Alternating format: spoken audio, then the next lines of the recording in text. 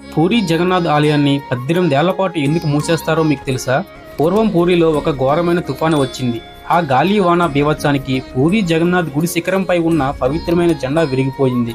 సాధారణంగా ప్రతిరోజు జెండా మార్చడం అక్కడ ఆచారం. కానీ ఆ భయంకరమైన గాలి వానలో అంత ఎత్తైన ఆలయ శిఖరంపైకి ఎక్కి జెండా మార్చడానికి ఎవరూ ధైర్యం చేయలేకపోయారు. ప్రాణభయంతో అందరూ వెనకడుగు వేశారు.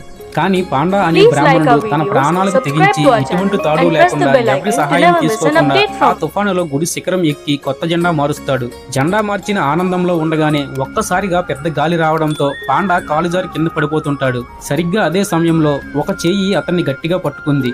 ఆ చెయ్యి ఎవరిదో కాదు, స్వయంగా ఆ జగన్నాథుడిదే. తన భక్తుడిని కాపాడి సాక్షాత్తు స్వామివారు అతనికి దర్శనమిచ్చారు.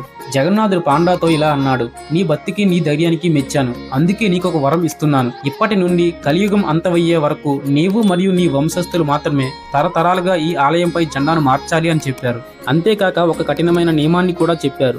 ఒకవేళ ఏ రోజైనా ఈ జెండా మార్చడం ఆగిపోతే మరుసటి రోజు నుండి గుడి తలుపులు ఏకంగా 18 సంవత్సరాల పాటు తెరుచుకోవు అని చెప్పారు. అందుకే ఈ రోజుకి పాండా వంశస్థులు 50 కేజీల బరువున్న జెండాను ప్రతిరోజు 214 అడుగుల శిఖరంపైకి ఎక్కి మారుస్తారు.